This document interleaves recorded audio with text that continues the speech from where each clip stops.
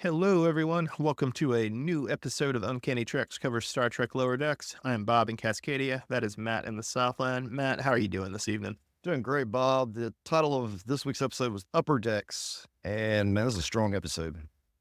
Yeah, you like this one a lot. I liked it too. I think you liked it maybe a bit more than Yeah, me. this, Go ahead. yeah, this is probably one of my favorite episodes of the series. I just thought it was really cool the way they set it up. I can watch an Upper Decks show. Just go ahead, just that be this. Matt's like, I'm tired of Lower Decks. We need some Upper Decks action. Do Middle Decks. It would be appropriate given that Lower Decks famously is the title of an episode, I believe, late in the last season of the Next Gen, where you focus on the lower deckers. And it would be appropriate if then Lower Decks spun off an Upper Decks, which it aired late in its last season. Exactly. See, this is what we need. I don't want this fun animation to go away. I was saying earlier that I was a little more comforted by the loss of Lower Decks because I felt while the earlier parts of the season were not bad by any means, I felt they were a little repetitive and a little stale, and there wasn't a whole lot of gas left in the tank. And the last couple of episodes have been very strong, and it is making me a little more wistful and a little more sad about the coming end of Lower Decks. Right. They were intentional with their episode place. For sure. So this week we're talking about episode 8 of season 5, the last season of Lower Decks, Upper Decks, and then we're also talking about episode 8 of season 1, the first season of Lower Decks, Veritas, which originally aired on the 24th of September 2020, but we'll do Upper Decks first. I will begin, Matt, by saying that Rutherford's beard is gone, and that's really sad. But I do admire his carving of a V'ger into a jack-o'-lantern. That's very cool. So when I saw the jack-o'-lanterns, Bob, a little concerned it was going to be a Halloween-themed episode. I didn't really want that in December. I worried for a tiny moment that it was only this part of the show, so I'm good with it. You didn't want a tribute to the great original series episode Cat's Paw, which is the original series, a Halloween episode in season 2. Not what I wanted. I don't like for my Star Trek shows to have Simpsons vibes, like Treehouse of Horror. You know what I mean? That makes sense. And especially given how close this is to The Simpsons in some respects already, right? You maybe don't want to go there. Exactly. So we meet what I thought was a new character in this episode, Steve Stevens, but apparently he's been in 12 episodes of the show. I just don't remember him, which I think is part of the point of the design. He's like quartermaster, the second officer, or something like that. Well, my first thought was he was the yeoman, right? Like you think back to Yeoman Rand in the original series, but he's a lieutenant commander, which is, you would usually assume a yeoman would be a non-commissioned rank, but he's a lieutenant commander, which seems high. And apparently, according to Memory Alpha, he's a command division officer, whatever that is. But really, his main job just seems to be the captain's aide de camp. Yeah, it sounds kind of like my job. Walk around and keep him on schedule, Matt. Lieutenant commander seemed very high for a rank for somebody who seems to be like a glorified schedule maker. Yeah, Steve Stevens, too, that name. They gave him that name just because they knew it would just be so dull. Wow. Yeah. Very. It's clever in its badness. He's got that same power horseshoe baldness going. Well, Matt, to go from the Cerritos' least memorable officer to its most memorable officer, did you think Shax had turned into a werewolf for a moment in this episode? I did, and I remember seeing this in the trailer and thinking it was supposed to be Mirror Shax or something like that. I think we both talked a little bit about that, and it wasn't, though. It turns out he's just fighting demons on the inside with PTSD. Yeah, it's nice to see Shax overcoming his internal demons. Good message at the end, too, from Counselor Miggly Moo about thinking of therapy as a weapon. I do want to make one plug and make one gross comment. So, listeners, if you haven't, you can check out our coverage of Creature Commandos, the first 2 episodes, which just started on Max. You can see our thoughts on that, which are scattered and hostile, I think would be fair to say. But between all of the sex in the first 2 episodes of Creature Commandos, and then between Dr. Tayana's pain kink in this episode of Lower Decks, Matt, I think I'm just done with sex. I don't think I'm ever going to have sex again. It's so animated sex is so gross. Yes, it's just a weird thing going on here, Bob. I just don't understand why we're seeing so much of it now. God, when they said adult animation, I didn't think they meant like adult film. My God. Again, I want to be clear. I'm not sex negative in media. I'm just sex negative in animation. Well, in animation, that when you're trying to make it appealing, And in both Creature Commandos and Lower Decks, characters are drawn in very unattractive ways. It's part of the point of the animation style. Oh man, this is like a small detail from the episode, but Matt, do you remember what the Oberth class starships look like? Yeah, aren't those the ones that have the circular piece in the center, and they have it's like a pointed, it's almost a needle point at the bottom with two. The nacelles are what would be the saucer section. It's more rectangular, but like you say, with saucer laid on top of the square. And then the nacelles are on either side of it. And then the nacelles have struts that connect it to a hole that looks like a needle point. Yeah. They're usually science vessels. They debuted in Star Trek 3, if you remember Search for Spock. And I didn't remember this, but apparently Dr. Tayana is known for hating Oberth science vessels. But they mention an Oberth science vessel named the Manticore, which is a monster. I just like the seriousness and the dread of the name Manticore for what's, this cute little science vessel. It makes me laugh. Say cute. I thought those are ugly as sin, Bob. They're ugly as Yeah, they're so ugly they come back around. they look ugly. Yeah, it's like an observation deck on top of a missile. One of my favorite ship's designs. I mean, that actually describes just about every single Star Trek ship. I apologize. That's an observation deck on top of a missile. Look, Matt. Just listen. It's better than the Galaxy class. You know it is. Yeah, okay, I can do that. I never liked the size of the saucer on the Galaxy. It's too. I like more of a sleeker design. Yeah. Sleek is the way. Excelsior, Sovereign, Constitution, these show you the way. So Bob, let me tell you why I really like this episode, in that I learned so much about the Upper Deck characters in one episode than I do throughout the entire series, which just is a testament to their writing. And then I actually do care somewhat about these characters enough that I want to see more. So I'm supposed to understand, let's just go through them real quick, that Billups take shortcuts, right? This is the one I want to challenge you on a little bit. I mean, not that you're wrong. I might not just have been paying attention in the Billups scenes, but can you explain that a little more? They kept pulling apart panels, and he had fixed things, that he'd fixed them his way. Okay. They kept causing issues. And at one point he had programmed a golem. Yeah. Instead, as part of the access to something that he needed to get to. Okay. I wasn't paying enough attention. I saw the AI golem, but I didn't catch that it was a Billups creation. Although I guess it's more of the saying that he's making things more difficult for himself. I guess that's interesting. So, it also kind of makes him parallel with Rutherford creating Badgie in a funny way. Exactly. See, Bob, and the fact that we're talking about Billups right now, that's what I'm saying. That's why I like this. All right. Sorry, I interrupted your list. So we got Billups. Come on. Billups, we've dedicated over 5 minutes to this character that no one gave to. He had a episode with the Renaissance Festival stuff. You didn't like the origin, his Renaissance Fair Planet origin? All right. So I'm supposed to understand also, okay, with Freeman, she's got a very rigid schedule of very unimportant things she has to do throughout the day. However, those things are important in the grand scheme of things. Well, and to add on to this one, and I'll probably just let you do the other ones, but to add on to this one, this is what was this, and the speech at the end of the episode really gave me Janeway vibes. And it's not just that they're the only two female captains, but I've been rewatching season 1 of Voyager just to have something to watch. And it is, I think, more than Picard or Sisko or Archer. You see Janeway take a lot of time to go around, talk to individual crew members, suss out what their thing is. And it's framed there as she wouldn't normally do that, but because they're in the Delta Quadrant, she feels like she has to up her involvement. Does that make sense? Oh yeah, that does make sense. It is interesting that both of our female captains get this more nurturing, attend on their crew members vibe, right? Right. I really like that subplot with Freeman. In the end, we get the Clickets, Bob. I just want to point this out. And we had the Clickets in this episode, but we also have the Clickets in the episode we're covering in season 1. It goes all the way back to that episode, Bob. Yeah, such symmetry, Matt. Such symmetry. They did that on purpose. Season 8, that season 1, episode 8, last season, episode 8. Getting to Tiana, Bob, Tiana would rather feel intense pain than make a simple change to a chart. Have you ever met a person at work like that? Yeah, I'm sort of like that. Yeah, it's annoying, but it's okay. You do you. Ransom's pretty useless, right?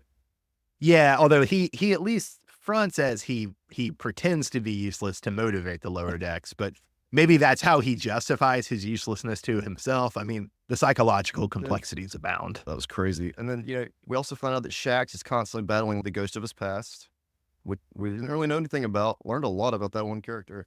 I mean, we knew he fought Cardassians. We knew this, but not to this extent. Shax is great, man. Shax is great. So Bob, they need to just make this show. Make this a show. Even if they had just done the 2 more seasons to make the joke of the show going 7 seasons, which seems, oh God, makes me a little sad and angry. It doesn't get that joke. But go 7 seasons and just have more focus on both the upper decks and the lower decks. Although they definitely had been upping the focus on the upper decks in later seasons. That's already happened to some extent. Matt, I did want to give you my favorite Click It line, which was, we want to harvest their cloaking organs and maybe eat what's left depending on the texture and flavor. And then there was a great exchange where the Click It shoots a energy weapon at Dr. T and says, that was set to kill. To which Dr. Tiana replies, so am I. Bob, I'm going to give you I'm going to Babylon 5 question for you here. Just real quick. Hit me. At you, but it fits in with this. So the Shadows had cloaking technology, right? Yeah, I think that's right. I honestly don't remember. I'm just going to say it was biological, right? Yeah, yeah. I like that. I don't know that there's anything in the show that would confirm that, but sure, why not? Okay. I like it. I'm just thinking like... Okay. Oh, or no, you're thinking of the Vorlons, aren't you? Vorlons, excuse me. The Shadows cloak themselves.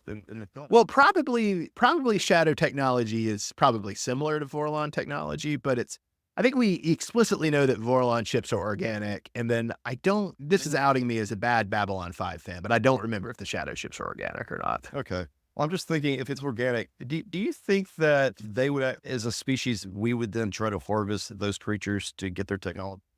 Oh, yeah, for sure. I mean, we're terrible. Yeah, okay. I just want to confirm that. Look what we did to whales, and we'll keep doing to whales. Of course we will. We're terrible. I feel for the Shadows, though. I did want to say at the end that Dr. Tiana's gay nurse petting her, that really made me laugh. Yeah, this character and his just everything this character does. Have I seen him before? That's a good question. I don't think I have. Him and the one who played the trombone, I don't feel like I've seen. I definitely feel the cave woman trombonist is a new thing. Tuba, my bad guys, tuba. Or no, was it sousaphone? Although, is a sousaphone a tuba?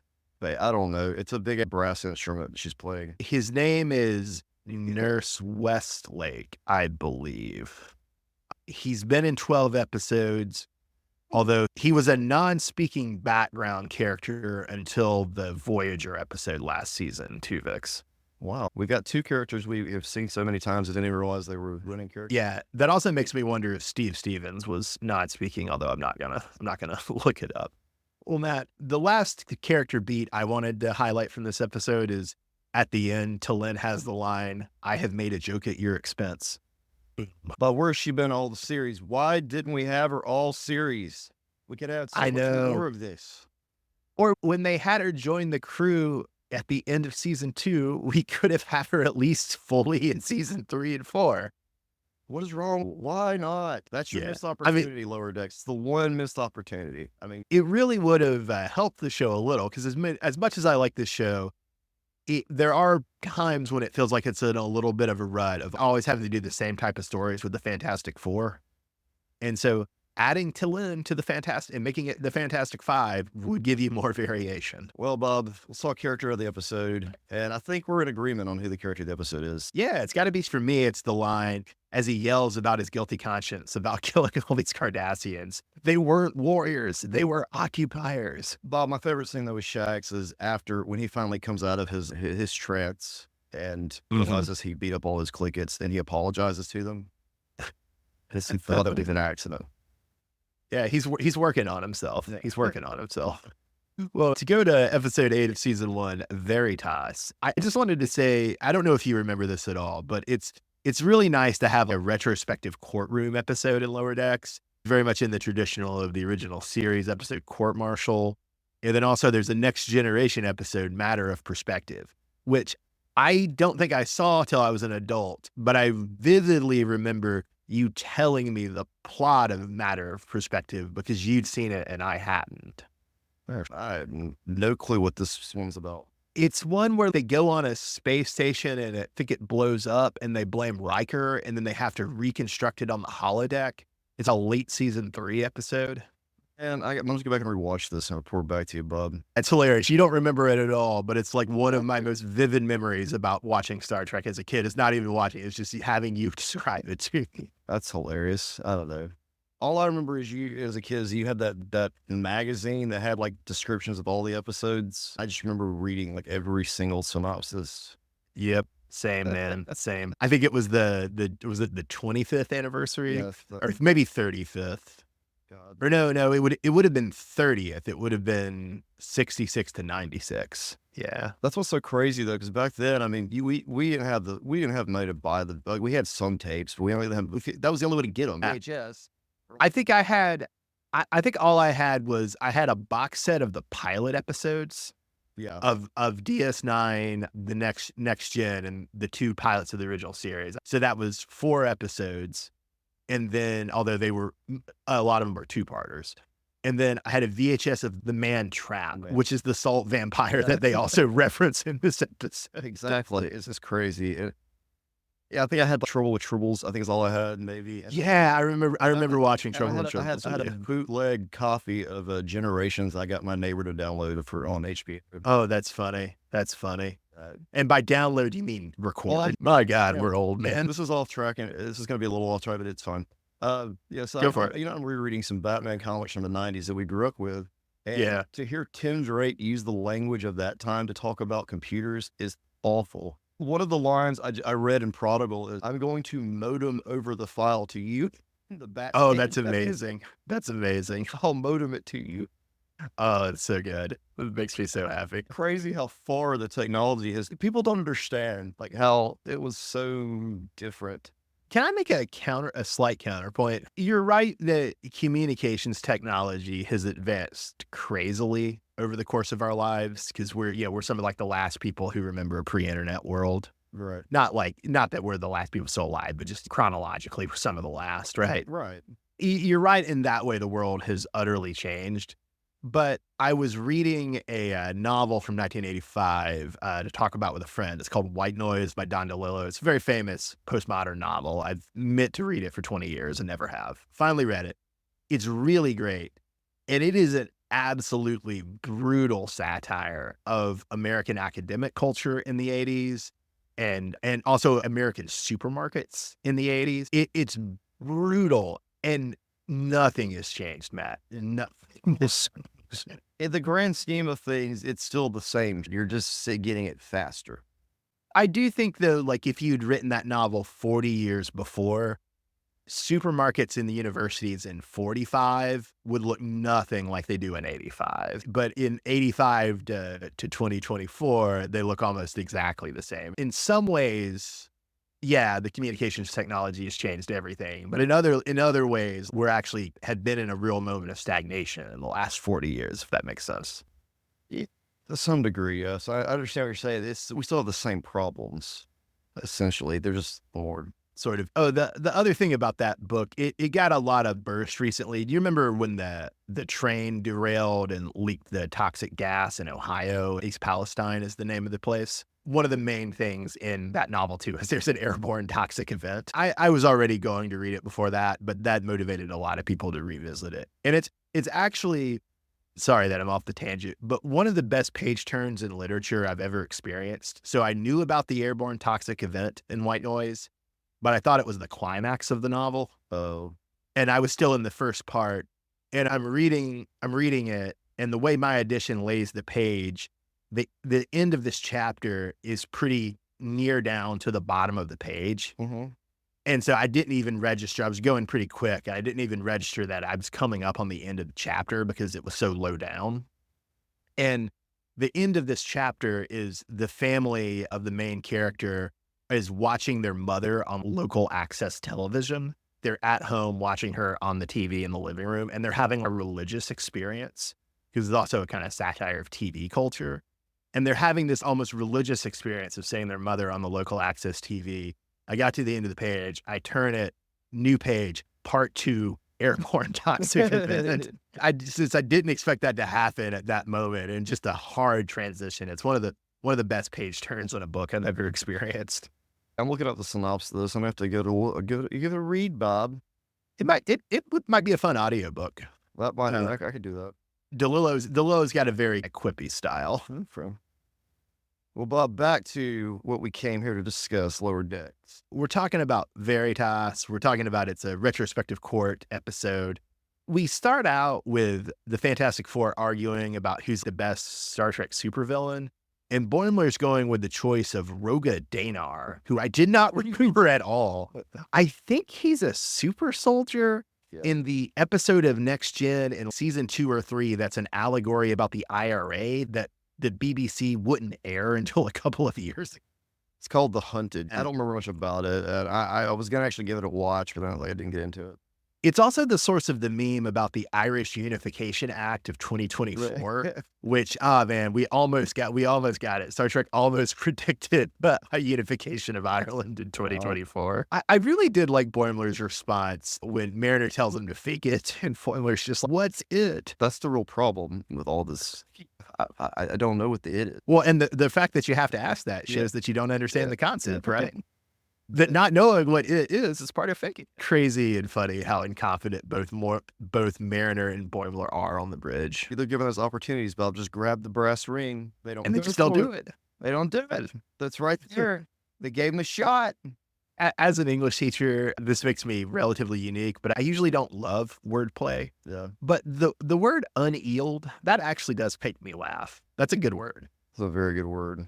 I don't like the new word people are using for dead.